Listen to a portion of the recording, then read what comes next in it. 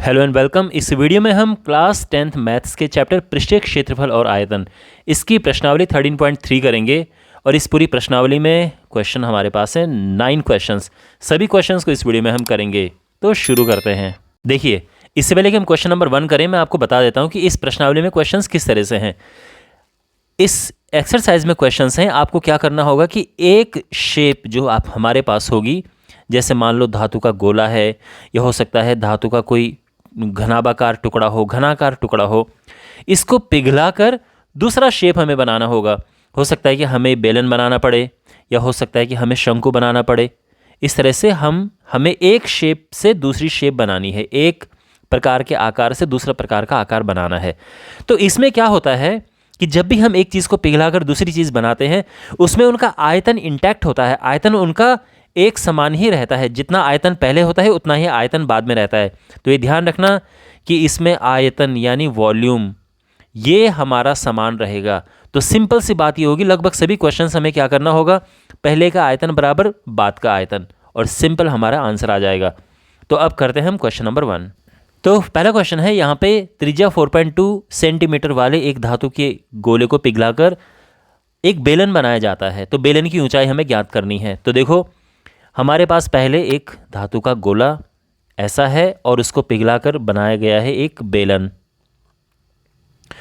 अब इसमें आपको ध्यान में ये रखना है कि आयतन बराबर है पहले और बाद में, जैसे कि मैंने आपको बताया था अभी थोड़ी देर पहले। तो गोले का जो आयतन होगा, तो इसकी त्रिज्या ले लेते हैं कैपिटल आर, और यहाँ पर इसकी जो हाइट है इसको ले लेते हैं एच, और इसकी त्रिज्या जो है वो स्मॉल आर, ताकि दोनों की त्रिज्याएं हमें अलग अलग लगे। तो हम ये लिखेंगे यहाँ पे कि गोले का आयतन बराबर बेलन का आयतन। तो गोले का जो आयतन है इसका फॉर्मूला क्या होता है, 4/3 पाई आर क्यूब, और बेलन का आयतन पाई आर स्क्वायर एच। दोनों का आर अलग अलग है, इसका ध्यान रखना। और यहाँ पे हम पाई से पाई काट देंगे, आप देख सकते हैं। और अब सीधे वैल्यू पुट करते हैं। तो ये है 4/3 आर जो है कैपिटल आर यानी गोले की त्रिज्या, ये दी है यहाँ पर। जो गोले की त्रिज्या है ये है 4.2 सेंटीमीटर, और जो हमारे पास बेलन है उसकी त्रिज्या है 6 सेंटीमीटर। हमें बेलन की ऊंचाई ज्ञात करनी है, ठीक है, इस तरह से है। तो आर की जगह पे हम रखेंगे 4.2, इसका है क्यूब, इज इक्वल टू, और यहाँ पे जो स्मॉल आर है वो तो हमें निकालना है नहीं, वो दे रखा है 6, हाइट निकालनी है। तो ये हो जाएगा, देखो अगर हम h निकालेंगे तो 4 into 4.2 into 4.2 into 4.2 divided by 3 नीचे है, और 6 स्क्वायर यहाँ से नीचे जाएगा तो 6 इंटू 6 हो जाएगा। आई होप ये सब आपको क्लियर हो गया होगा। तो यहाँ पर अब बस कैंसिलेशन प्रोसेस चलेगा। तो 6 से कटा, 6 से 42, 0.7, 0.7, और 3 से ये कटेगा, 3 कम 3, 14 3 42, 1.4। तो यहाँ पर आ गया है 4 इंटू 1.4 इंटू 0.7 इंटू 0.7, और इसको हम मल्टीप्लाई करेंगे तो हमारा फाइनल आंसर जो है यह आएगा अप्रॉक्सीमेटली, ये आएगा 2.74 सेंटीमीटर। ओके। क्वेश्चन नंबर 2 है, क्रमशः 6, 8 और 10 सेंटीमीटर वाले त्रिज्याओं वाले धातु के 3 गोलों को पिघलाकर एक बड़ा गोला बनाया गया है। तो बड़े गोले की त्रिज्या हमें ज्ञात करनी है। तो बेसिकली हमारे पास 3 छोटे छोटे गोले हैं, और इन तीनों को पिघलाकर एक बड़ा गोला बनाया जाता है। तो सबसे पहले तो इनकी त्रिज्याएं ले लेते हैं। मान लो इसकी त्रिज्या है पहले वाले की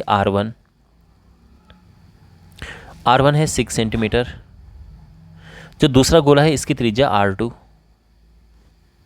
ठीक है ना, इसकी त्रिज्या ये R2 ले लेते हैं, ये R1 है और ये R3 है। और जो बड़ा गोला है उसकी त्रिज्या ले लेते हैं कैपिटल R। फाइन। तो दूसरे नंबर का गोला, इसकी त्रिज्या है 8 सेंटीमीटर, और तीसरे नंबर का गोला जो है इसकी त्रिज्या है 10 सेंटीमीटर। इन तीनों को पिघलाया गया और एक बड़ा गोला बनाया गया। तो सीधी सी बात यह है कि आयतन बराबर होगा। तो तीनों छोटे गोलों का आयतन बराबर बड़े गोले का आयतन। तो जब हम तीनों छोटे गोलों का आयतन प्लस करेंगे तो देखो, पहले छोटे गोले का आयतन है 4/3 पाई R1 क्यूब। फिर दूसरे नंबर पे है 4/3 पाई R2 क्यूब, और फिर है 4/3 पाई R3 क्यूब, और इसका जो तीनों को प्लस करके है बड़े गोले का आयतन, और वो है 4/3 पाई, इसमें बड़ा R आ जाएगा क्योंकि बड़े गोले की त्रिज्या R हमने ली है। ठीक है, अब देखो 4/3 पाई तो आ गया कॉमन, अंदर बचेगा R1 cube plus R2 cube plus R3 cube. ठीक है, यहाँ 4/3 पाई R क्यूब, तो ये हुआ कैंसिल, और हमें मिला R cube is equal to R1 cube plus R2 cube plus R3 cube. Fine, यहाँ तक सब क्लियर है। अब वैल्यूज पुट करते हैं। R1 है 6 cube plus 8 cube plus 10 cube. ठीक है, ओके, तो ये हो जाएगा 6 क्यूब होता है 216, 8 क्यूब 512 और 10 क्यूब होता है 1000। इन तीनों को हम प्लस करेंगे तो आएगा 1728, यानी R क्यूब आ चुका है 1728, जो कि होता है 12 का क्यूब, और इस तरह से कैपिटल R आ चुका है 12 सेंटीमीटर, यानी बड़े गोले की त्रिज्या है 12 सेंटीमीटर। ठीक, क्वेश्चन नंबर 3 है, यहाँ पे एक कुआं खोदा गया है, इसकी जो गहराई है ये है 20 मीटर, और इसका व्यास 7 है। तो ध्यान रखना, अगर व्यास 7 है तो त्रिज्या 7 की हाफ हो जाएगी, यानी 7/2 मीटर, और ये इसकी ऊंचाई है। फाइन, अब इसको खोद के मिट्टी बाहर निकले, कुएं को खोद के, और इस मिट्टी को इस तरह से फैलाया गया है कि एक घनाभ बन चुका है यहाँ पे मिट्टी को फैला के। तो यहाँ पर ये इस प्रकार की एक चबूतरा इस प्रकार का बनाया गया है। इसकी लंबाई है 22 मीटर और चौड़ाई है 14 मीटर। हमें इसकी ऊंचाई ज्ञात करनी है। तो अब देखो, एक एच हम यहाँ पे पहले ले चुके हैं, यहाँ पे दूसरा एच लेते हैं। तो ये समझो कि हम कैपिटल एच हमें ज्ञात करना है। तो चबूतरे की ऊंचाई, ओके, ये हमें ज्ञात करनी है। तो यहाँ पे देखो, जैसे कि मैंने बताया, दोनों का हम आयतन बराबर करेंगे। तो कुएं का आयतन बराबर चबूतरे का आयतन। अब देखो, जो कुआं है उसका आकार बेलनाकार है, बेलन के आकार का है, और बेलन का जो आयतन होता है वो होता है पाई R² H। समझ गए? चबूतरा जो है इसका आकार है एक घनाभ के आकार का, और इसका आयतन होता है लंबाई गुणा चौड़ाई गुणा ऊंचाई। के लिए मैं कैपिटल H ले लेता हूँ क्योंकि दोनों का H मुझे अलग अलग लिखना है। यहाँ तक सब क्लियर है। अब वैल्यूज पुट करते हैं। तो जो पाई है ये है 22/7, R है रेडियस, और रेडियस यहाँ पे 7/2 है, तो ये 7/2 हमने पुट कर दिया है। हाइट 20 मीटर है। ठीक है, जो चबूतरा है उसकी जो लंबाई है ये 22 मीटर है, चौड़ाई 14 मीटर है, और ऊंचाई हमें ज्ञात करनी है। तो अब बेसिक कैलकुलेशन करेंगे। जो यहाँ पे कटता है वो यहीं पे काट दो। इससे कटा 10, 22 से तो ये कट गया, और 7 से कटेगा ये 14, 7 दूने 14, और 2 से ये कटेगा 5, और फाइनली जो है आप देख सकते हैं कि ये 2 नीचे जाएगा, और जो H है यह आ जाएगा 5/2 यानी 2.5 मीटर, और ये हमारा यहाँ पे आंसर है। क्वेश्चन नंबर 4 में हमारे पास एक कुआं इस तरह से खोदा जाता है जिसका व्यास 3 मीटर है और गहराई 14 मीटर है। ठीक है, इससे मिट्टी जो निकली जाती है उसको कुएं के बाहर ही एक फैलाकर एक रिंग बना दी जाती है। तो देखो, ये है कुआं। अब इसको खोद के इसके चारों ओर इस तरह से रिंग बनाया जाता है। तो ये समझो कि ये कुआं है और ये इसका तल है। ठीक है, ये इसका सरफेस है, मीन्स ये ज़मीन है, ज़मीन के नीचे कुआं खोदा गया है। लेकिन जो इससे मिट्टी निकली है, इस मिट्टी को इसी के बाहर रिंग की तरह बना दिया है। तो क्वेश्चन में हमें इसकी ऊंचाई ही ज्ञात करनी है। ठीक है, ये जो बांध इसके आज चारों ओर बना रखा है, इसकी हमें हाइट फाइंड करनी है। बात समझ आ गई? ध्यान रखना, मिट्टी निकली है और यहाँ पे खाली है। ये जो बांध बना रखा है ये इस तरह से है, आप देख रहे हैं। जो बीच का हिस्सा है, बीच में तो आ गया ये कुआं, और कुआं के चारों ओर जो है इस तरह से मिट्टी एक कुछ ऊंचाई तक फैला दी गई है ये। तो अब हमें ये फाइंड करना है। तो देखो यहाँ पर अब ध्यान से समझो, जो इस कुएं की त्रिज्या है वो इस जो ये यहाँ पे बांध बनाया गया है उसकी आंतरिक त्रिज्या है। तो अगर मैं इसको लेता हूँ आर, तो ये जो आर त्रिज्या ये कुएं की भी है और इस बांध की आंतरिक त्रिज्या भी है। लेकिन अगर मैं ये लेता हूं तो इसको मैं लेता हूं कैपिटल आर, और ये इस बांध की बाहरी त्रिज्या है। तो ऐसा मैं क्यों कर रहा हूं आप समझ जाओगे। तो यहां पर देखो, जो ये बेलन है, दोनों केस में बेलन बनेगा, ध्यान रखना। कुआं है उसका भी आकार बेलनाकार है और ये जो बांध है वो भी बेलनाकार है लेकिन खोखला बेलन है। तो कुएं का आयतन बराबर बांध का आयतन, दोनों बराबर हैं। अब जो कुआं है उसका आयतन क्या है, तो कुआं क्योंकि एक बेलन के आकार का है तो इसका आयतन होगा पाई आर स्क्वायर एच, सिंपल। और ध्यान रखना कुएं की हाइट को एक काम करते हैं, एच ले लेते हैं, जो बांध है उसकी हाइट को हम कैपिटल एच ले लेंगे। बांध का आयतन, तो बांध का आयतन, बांध एक खोखला बेलन है और खोखले बेलन का जो आयतन होता है वो होता है pi R square minus R square into height. ये ध्यान रखना खोखले बेलन का आयतन ये होता है। यानी जब हमारे पास कोई बेलन इस प्रकार से हो लेकिन अंदर से खोखला हो इस प्रकार से, तो बाहर की त्रिज्या अगर मान लो कैपिटल आर है, अंदर की त्रिज्या अगर स्मॉल आर है, तो जो इसका आयतन है वो हो जाएगा pi R square minus R square into height, जो भी इसकी हाइट है। ठीक है, ये मैं जस्ट आपको फॉर्मूला बता रहा हूँ, इस तरह से हम फॉर्मूला यूज़ करते हैं। मैंने यहाँ पे कैपिटल एच हाइट क्यों ली है, क्योंकि स्मॉल एच जो है मैं ऑलरेडी कुएं के लिए ले चुका हूँ इसीलिए। अब यहाँ पर देखो पाई से पाई कैंसिल और अब सीधे वैल्यूज पुट करते हैं। स्मॉल आर जो है ये देखो, जैसे कि मैंने आपको बताया कुएं का व्यास ये है तो कुएं की त्रिज्या, तो यहाँ पर जो स्मॉल आर है कुएं की त्रिज्या ये क्या हो जाएगी 3/2 मीटर। तो 3/2 गुणा 3/2 गुणा हाइट क्या है कुएं की 14 मीटर। ओके, अब कैपिटल आर जो है यानी बाहरी त्रिज्या वो हमें ज्ञात करनी है, इसका ध्यान रखना। तो जो बाहरी त्रिज्या है वो कैसे निकलेगी सोचो ज़रा। तो जो अंदर की त्रिज्या है, ध्यान से देखो, ये अंदर की त्रिज्या है ना, यहाँ पर इस अंदर की त्रिज्या में जितनी चौड़ाई रिंग की है उसको प्लस कर देंगे। तो अंदर की जो त्रिज्या है वो है 3/2, क्योंकि व्यास 3 है, त्रिज्या हाफ होगी। लेकिन इसमें जो रिंग जो बनी है, बांध जो बना है, उसकी चौड़ाई हम जोड़ देंगे। तो ये हो जाएगा 4 दूने 8 3 11, 8 3 11/2 मीटर। तो ये ध्यान रखना। तो ये हो जाएगा 11/2 स्क्वायर माइनस, अब स्मॉल आर जो है ये है 3/2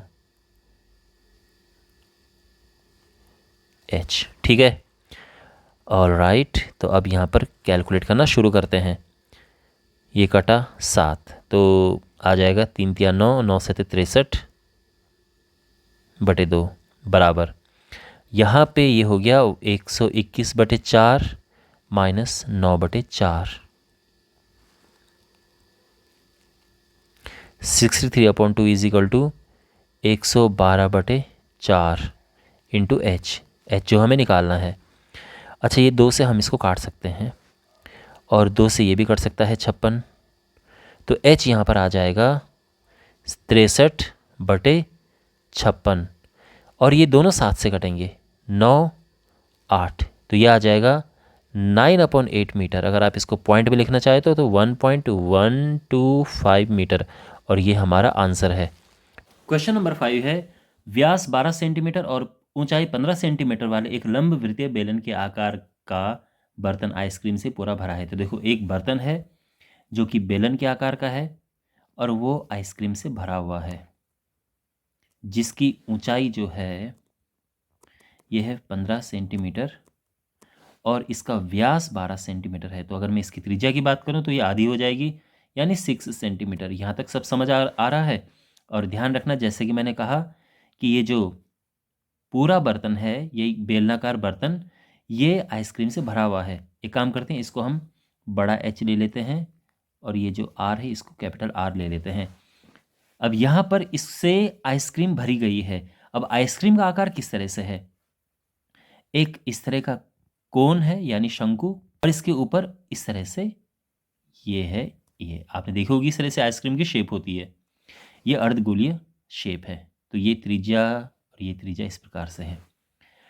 अच्छा, यहाँ पर जो ये शंकु है इसकी ऊंचाई है 12 सेंटीमीटर। तो मैं स्मॉल h ले लेता हूँ 12 सेंटीमीटर। ठीक है, तो ध्यान रखना इसका h मैंने कैपिटल लिया और इसका h मैंने स्मॉल लिया, तो ये दोनों को एक जैसा मत ले लेना इस तरह से। अब त्रिज्या की बात करते हैं। तो यहाँ पर जो ये त्रिज्या है, ये व्यास अगर 6 है तो त्रिज्या इसकी हाफ हो जाएगी। तो जो इसका रेडियस है ये है 6/2 यानी 3 सेंटीमीटर। और ये दोनों के लिए है। अगर आप यहाँ पर देखें तो जो शंकु की त्रिज्या है वही इस अर्धगोले की त्रिज्या है। तो दोनों में हम आर्क से काम चला सकते हैं। यहाँ सब क्लियर हो गया। अब कितने आइसक्रीम भरे जाएंगे ये कैसे पता करें? तो उसके लिए हम सबसे पहले इस बेलनाकार बर्तन का आयतन निकालेंगे, यानी हम ये पता करेंगे सारी आइसक्रीम कितनी है। उसमें हम भाग देंगे एक आइसक्रीम के आयतन का और बस हमारा आंसर आ जाएगा। तो सबसे पहले हम निकालेंगे बेलनाकार बर्तन का आयतन। ये हो जाएगा πr²h। और पाई की वैल्यू हम नहीं पुट करेंगे क्योंकि बाद में कट जाएगी वो। r यहाँ पर 6 है और h है 15, और ये हो जाएगा 15 × 6 = 90, 540 पाई। इतना समझ आ गया। अब एक आइसक्रीम का आयतन।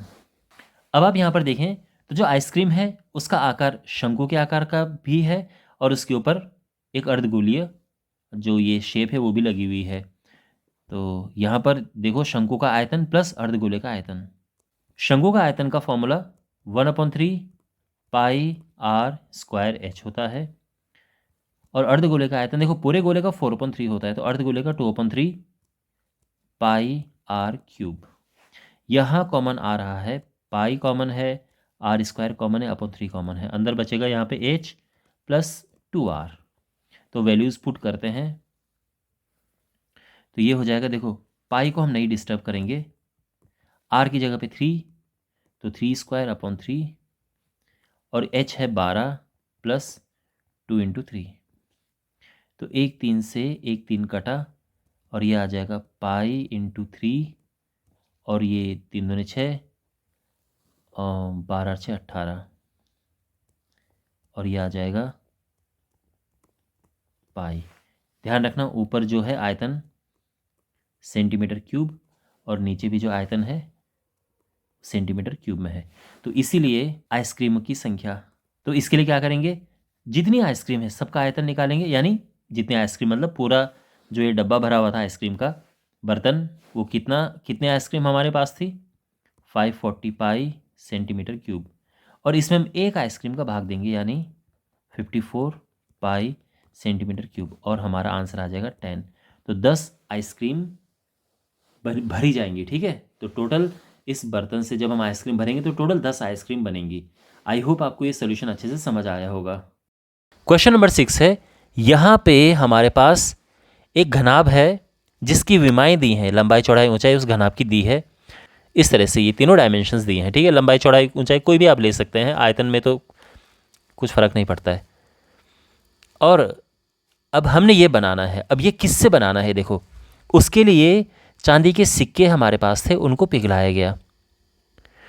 तो चांदी के जो सिक्के हैं इस प्रकार से कुछ मोटाई के भी हैं, इनको पिघलाया गया। अब ये जो चांदी के सिक्के हैं इनकी डायमेंशन देखो, तो यहाँ पर देखो इसको तो मैं ले लेता हूँ L, ये है B और ये है H हाइट। ठीक है, जो यहाँ पर ये चांदी का सिक्का है इसकी त्रिज्या R, और ये क्या है, चांदी के सिक्के की त्रिज्या, व्यास ये है तो आप जानते हैं त्रिज्या व्यास की आधी होती है,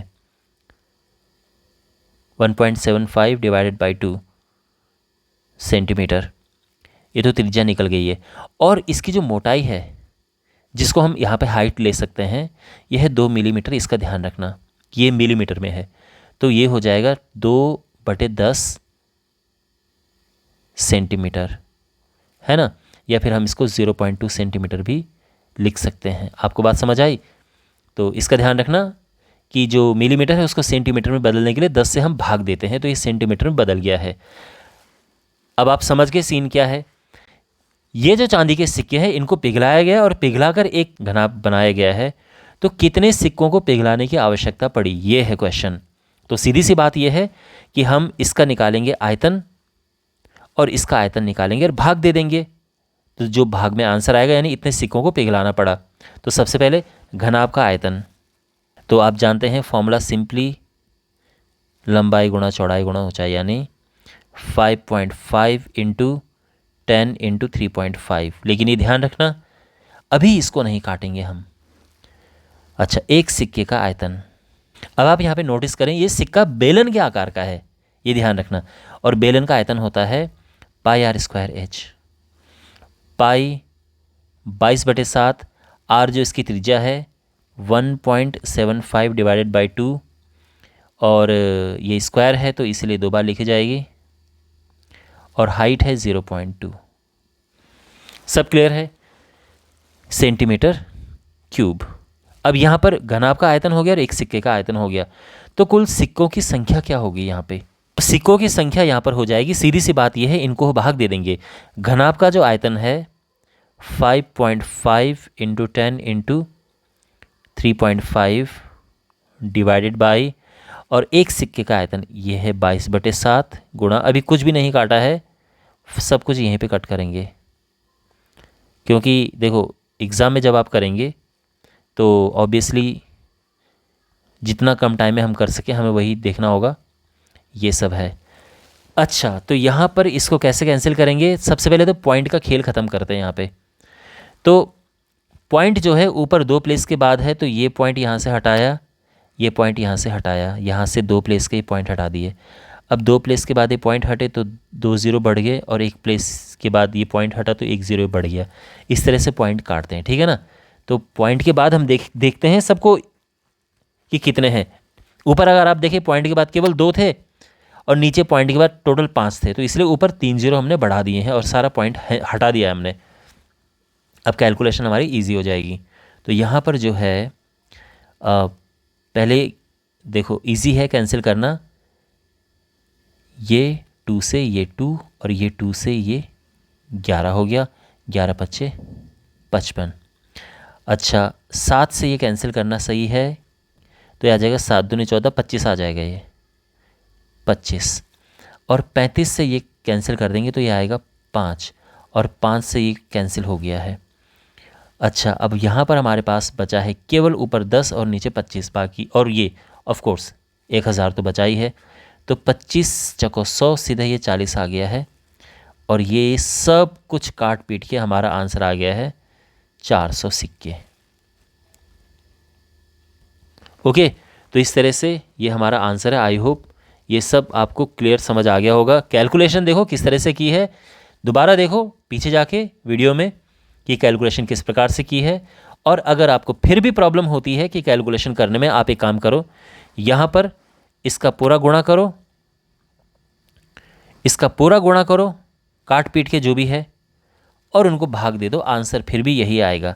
लेकिन ये जो यहाँ पर मैंने किया, ये इसको करने का सबसे बेस्ट तरीका है। ओके, क्वेश्चन नंबर 7 है, यहाँ पर देखो एक बेलनाकार बाल्टी रेत से भरी हुई है।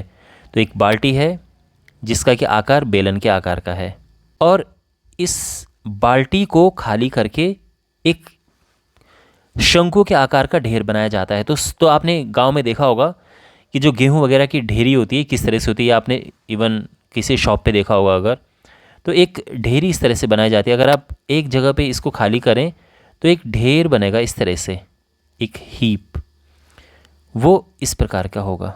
तो यहाँ पे अब देखो ये बाल्टी जो है इसी को पलट के ये शंकु के आकार का ढेर बनाया गया है। तो सीधी सी बात है कि दोनों का आयतन बराबर होगा। तो जो बाल्टी है यहाँ पे इसकी जो हाइट है, और ये सब क्या है देखो ये दिया गया है, तो इसकी जो हाइट है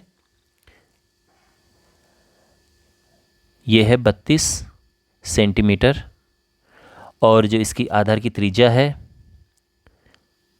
ये है 18 सेंटीमीटर। अब जो शंकु बनाया गया है उसकी ये है हाइट और ये है त्रिज्या। तो शंकु की जो हाइट है ये तो 24 है, ठीक है। अच्छा, अब इसमें स्मॉल एच नहीं कैपिटल एच लेंगे हम, क्योंकि छोटा एच हम पहले यूज़ कर चुके हैं, स्मॉल एच, ठीक है। लेकिन हमें क्या करना है, इसकी एक तो त्रिज्या ज्ञात करनी है, तो यहाँ पे हम कैपिटल आर यूज़ करेंगे क्योंकि छोटा आर पहले यूज़ कर चुके हैं, और तिर्यक ऊंचाई हमें ज्ञात करनी है एल। तो अगेन जैसे कि हम करते आ रहे हैं, दोनों का आयतन बराबर करेंगे हम। तो यहाँ पर बेलन का आयतन बराबर शंकु का आयतन, तो ये हो जाएगा, देखो बेलन का आयतन आप जानते हैं पाई आर स्क्वायर एच, और शंकु का आयतन 1/3 पाई, अब आर भी थोड़ा चेंज करते हैं और एच, ये फॉर्मूला है। फॉर्मूला दोनों का मिलता जुलता है, शंकु का आयतन में बस 1/3 लग जाता है, दोनों का पाई कैंसिल हो गया। वैल्यूज़ पुट करते हैं और यह है आर स्क्वायर, आर है 18, 18 स्क्वायर गुणा हाइट इसकी है 32 बराबर 1/3 इंटू ये आर हमें पता करना है, और हाइट ये है 24, ये कटेगा तो 3 8 24, 8 आ गया, और 8 से ये कटेगा तो 8 चौको 32, ठीक है। तो हमारे पास जो है R square is equal to 18 square into 4 है। तो सिंपली आप समझ सकते हैं कि आर जब हम निकालेंगे तो इसका वर्गमूल होगा 18 स्क्वायर गुणा 4, 18 स्क्वायर का 18 तो बाहर आ गया और 4 का 2 बाहर आ जाएगा, तो ये आ जाएगा 36 सेंटीमीटर। ये तो हमें इसका रेडियस, इसकी त्रिज्या मिल चुकी है। जो तिर्यक ऊंचाई है इसका फॉर्मूला क्या होता है, देखो अंडरवुड हाइट स्क्वायर, यानी इसमें हाइट कैपिटल एच लिखी है, और ये होता है तिर्यक ऊंचाई का फॉर्मूला। तो वैल्यूज पुट करते हैं, जो हाइट है ये है 24 और जो रेडियस ये है 36। अब यहाँ पर इसको हमने सॉल्व करना है। देखो सॉल्व करने की मैं आपको एक टेक्निक बताता हूँ, दोनों से कॉमन ले लो, 24 और 36 से कॉमन आता है आप जानते हैं, तो कॉमन आ गया 12, लेकिन 12 स्क्वायर कॉमन लेंगे क्योंकि दोनों के ऊपर स्क्वायर लगा है। अंदर क्या बचा, 12 दूने 24, ये 2 का स्क्वायर बचा, और 12 तिया 36, 3 का स्क्वायर, ठीक है। अब ये 12 स्क्वायर है तो 12 बाहर आ जाएगा, लेकिन अंदर ये बच जाएगा ये 4 + 9, और ये आंसर आ जाएगा 12√13 सेंटीमीटर। ये तिर्यक ऊंचाई आ चुकी है। तो ये त्रिज्या और ये तिर्यक ऊंचाई। ऑलराइट, क्वेश्चन नंबर 8 है और ये बहुत ही ज़्यादा इंपॉर्टेंट क्वेश्चन है। इस क्वेश्चन को ठीक से सुनिए। 6 मीटर चौड़ी और 1.5 मीटर गहरी एक नहर में पानी इतनी चाल से बह रहा है, 30 मिनट में यह नहर कितने क्षेत्रफल की सिंचाई कर सकती है, जबकि सिंचाई के लिए 8 सेंटीमीटर गहरे पानी की आवश्यकता होती है। यहाँ पर एक नहर, उसमें पानी बह रहा है, तो ये आप देख सकते हैं ये नहर इस प्रकार से है। जो नहर है इसकी चौड़ाई जो है ये है 6 मीटर, तो यहाँ से ये जो चौड़ाई है ये 6 मीटर है, गहराई 1.5 मीटर है। ओके, अब इससे पानी निकल रहा है। तो पहली बात तो ये है कि हमें ये पता करना है कि 30 मिनट में इस नहर से कितना पानी निकलेगा, और वो जो पानी निकल रहा है वो एक खेत में जा रहा है, एक फील्ड में जा रहा है इस प्रकार से, और यहाँ इस खेत में जो पानी है इसकी जो गहराई है ये है 8 सेंटीमीटर। तो हमें इसका क्षेत्रफल बताना है, एरिया बताना है कि इसका क्षेत्रफल क्या है, ठीक है। तो सीधी सी बात यह है, अगर हमें यह पता चल गया कि 30 मिनट में कितना पानी निकलेगा, तो उस पानी का जो आयतन होगा वो इस जो खेत में पानी है उसके आयतन के बराबर कर देंगे हम। बात समझ आ गई? तो यहाँ पर देखो हमें ये पता करना है कि 30 मिनट में इससे कितना पानी निकलता है। तो अब यहाँ पर इतनी जो जानकारी है इस पे फोकस करो। अब जो मैं आपको यहाँ पे बता रहा हूँ आप इस पे अच्छे से फोकस करो। यहाँ पे जो पानी की चाल है ये है 10 किलोमीटर प्रति घंटा, ये है चौड़ाई और गहराई। तो चौड़ाई और गहराई से हमें क्या मिलेगा, हमें ये एरिया मिल जाएगा, ये क्षेत्रफल मिल जाएगा। इसका ध्यान रखना, अगर हमें ये क्षेत्रफल मिल गया, ये वाला जो एरिया है, तो उसमें फिर हम चाल का गुणा कर देंगे और 1 घंटे में जो पानी बह रहा है वो पता चल जाएगा। तो 1 घंटे में बहने वाले पानी का आयतन, तो इसके लिए हम क्या करेंगे, ये जो मैंने आपको कहा कि ये एरिया हमारे पास है क्योंकि लंबाई चौड़ाई यहाँ पर ये है ना, यानी ये हो जाएगा 6 × 1.5 ये है, और उसमें चाल का गुणा कर देंगे। लेकिन अब यहाँ पर मात्रक का ध्यान रखना है। 6 मीटर हमारे पास है, 1.5 मीटर है, लेकिन यहाँ पर 10 किलोमीटर है। तो 10 किलोमीटर जो है इसको हम बदलेंगे मीटर में, तो इसको हम मीटर में बदलेंगे। तो ये हो जाएगा 6 मीटर इंटू 1.5 मीटर इंटू 10,000, ये भी मीटर हो गया है। तो ये इनको इसका गुणा करेंगे तो ये आ जाएगा 15 छः के 90, 9 इतना मीटर क्यूब जल। मीटर क्यूब है, ध्यान रखना मीटर में है ये 1 घंटे में बहने वाला पानी का आयतन है। लेकिन हमारे पास टाइम तो 30 मिनट है, तो इसीलिए 30 मिनट में बहने वाले पानी का आयतन। तो सीधी सी बात यह है कि 1 घंटे में इतना पानी बह रहा है, तो 30 मिनट के लिए इसका आधा कर देंगे। तो ये हो जाएगा डिवाइडेड बाई 2, यानी इतना मीटर क्यूब, 45,000 मीटर क्यूब। इतना पानी 30 मिनट में बह रहा है, ये ध्यान रखना। तो इसका मतलब ये आयतन हो चुका है हमारे पास। और अब यहाँ पर देखो खेत में पानी का आयतन। तो खेत में पानी का आयतन होगा इसका पूरा क्षेत्रफल गुणा ऊंचाई। तो क्षेत्रफल तो हमें निकालना है, तो उसको हम एक काम करते हैं, एरिया मान लेते हैं ए। तो ये तो हो गया ए, और जो ऊंचाई है ये 8 सेंटीमीटर है, ध्यान रखना। अब ये आयतन और ये आयतन दोनों बराबर हैं, तो इसीलिए यहाँ पर a इंटू 8 सेंटीमीटर जो है ये हो जाएगा 45,000 मीटर क्यूब। तो एरिया आ जाएगा 45000 metre cube divided by 8 centimetre. यहाँ तक सब क्लियर है। अब यहाँ पर सेंटीमीटर है तो इसको कन्वर्ट करेंगे हम मीटर क्यूब में। देखो मीटर में ये सेंटीमीटर है, इसको हम भाग देंगे 100 से, तो ये हो गया मीटर। अब ये 100 ऊपर जाएगा तो ये हो जाएगा 45000, 2 0 और लगे, अपॉन 8 मीटर स्क्वायर। तो 8 से इसको भाग देंगे तो ये हो जाएगा 8 5 40, 8 6 48, फिर 2 0, और ये हो जाएगा 8 दूनी 16, और 8 5 40, 0, 1 2 3 4 5 6 इतना मीटर स्क्वायर। ये हमारा आंसर आ चुका है। ठीक है। क्वेश्चन नंबर 9 है, एक किसान अपने खेत में बनी 10 मीटर व्यास वाली और 2 मीटर गहरी एक बेलनाकार टंकी को आंतरिक व्यास 20 सेंटीमीटर वाले एक पाइप द्वारा एक नहर से जोड़ता है। देखो हमारे पास एक टंकी है, इसका व्यास 10 मीटर है और 2 मीटर गहरी है। तो इसकी जो हाइट है ये 2 मीटर है और जो व्यास है ये 10 मीटर है। थोड़ा सा फिगर जो है, चलो कोई नहीं, इसी तरह से समझ ले लो इसको। जो व्यास है वो 10 मीटर है, तो अगर व्यास 10 मीटर है तो त्रिज्या इसकी आधी हो जाएगी, यानी 10/2 यानी 5 मीटर। तो हमें इसकी हाइट और त्रिज्या मिल चुकी है। इसको एक नहर से, या आप ये समझ सकते हैं कि एक पाइप से जोड़ा जाता है।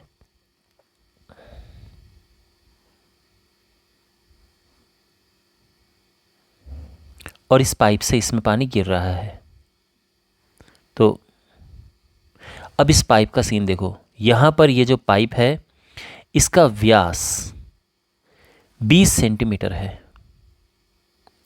व्यास 20 सेंटीमीटर है तो त्रिज्या क्या होगी? तो एक काम करो, यहाँ पर ले लो कैपिटल आर और ये ले लो स्मॉल आर। यह है 10 सेंटीमीटर, क्योंकि व्यास 20 है, त्रिज्या उसकी हाफ हो जाएगी। क्वेश्चन है कि कितने टाइम बाद टंकी पूरी भर जाएगी। ठीक है, तो देखो सीधी सी बात यह है कि हमें पता करना है कि इस टंकी का आयतन कितना है, कितना टोटल पानी चाहिए। तो पहले तो निकालते हैं टंकी का आयतन। ये आया टंकी का आयतन है, ओके, ये बेलनाकार टंकी है, पाई आर स्क्वायर एच। मैंने कैपिटल आर लिया है क्योंकि जो टंकी हमारी है उसके लिए कैपिटल आर में यूज़ कर रहा हूँ। पाई की वैल्यू नहीं पुट करेंगे, इसको ऐसे ही रहने देंगे। 5 स्क्वायर और हाइट है इसकी 2, तो 5 5 25 ही हो जाएगा 50 पाई लेकिन ध्यान रखना यहाँ पे यूनिट आएगी मीटर क्यूब। ये टंकी का आयतन मिल चुका है। अब देखो, एक जैसे मैंने देखो पिछले क्वेश्चन में भी बताया था कि अगर हमारे पास कोई पाइप से पानी आ रहा है और चाल दिए, बेसिकली पाइप से आ रहा है या किसी भी, चाहे पाइप बेलनाकार हो या किसी नहर से पानी आ रहा हो, चाल अगर दी है तो हमें क्या करना होता है, इसका हम क्षेत्रफल लेते हैं इस वाले हिस्से का और उसमें चाल का गुणा कर देते हैं। तो ये पता चल जाता है कि 1 घंटे में कितना पानी बह रहा है अगर हमारे पास आवर में चाल है। तो देखो 1 घंटे में बहने वाले पानी की मात्रा, 1 घंटे में कितना पानी बह रहा है, तो इसके लिए हम करेंगे यहाँ पर एरिया जो इसका है जो कि पाई आर स्क्वायर होगा और इंटू जो इसकी चाल है, यह है 3 किलोमीटर। ये ध्यान रखना। तो पाई को हम नहीं पुट करेंगे, जो आर है इसका है, ध्यान रखना सब कुछ हम मीटर में बदलेंगे क्योंकि यहाँ पे मीटर है। तो 10 सेंटीमीटर को हमने डिवाइड किया 100 से और ये बन गया मीटर। 3 किलोमीटर इसमें गुणा किया 1000 से, ये बन गया मीटर। तो इस सब कुछ मीटर है तो ये मीटर क्यूब हो जाएगा। ये है पाई, इससे कटा और नीचे आ गया 1/100 मीटर क्यूब। तो यहाँ पे 2 0 से 2 0 कटे और ये आ जाएगा 30 pi metre cube. 30 pi metre cube. पूरा पानी कितना भरना है, इतना। 1 घंटे में कितना पानी आ रहा है, इतना। तो सिंपल है ना। तो इसीलिए जो समय लगेगा भरने में, ये लगेगा 50 पाई मीटर क्यूब बटे 30 पाई मीटर क्यूब, और ये इतना 1 घंटे में आएगा। समय ध्यान रखना क्योंकि यहाँ पर समय 1 घंटे का था ये। ओके, पाई से पाई कटा, ये आ जाएगा 5/3 घंटे, यानी 1 + 2/3 घंटे, यानी 1 घंटा और उसमें 2/3 घंटे है ना। तो इसमें अगर हम 60 का गुणा कर देंगे तो ये मिनट हो जाएगा। तो 1 आवर या 1 घंटा और ये हो जाएगा 40 मिनट, और ये हमारा फाइनल आंसर है। ओके, तो आई होप ये सोल्यूशन आपको समझ आया होगा। और इसी के साथ ये प्रश्नावली समाप्त होती है। मैं उम्मीद करता हूँ कि आपको एक एक क्वेश्चन अच्छे से समझ आया होगा। अपना फीडबैक कमेंट बॉक्स में ज़रूर देना और इस वीडियो को अपने फ्रेंड्स के साथ में ज़रूर शेयर करना। Thanks for watching.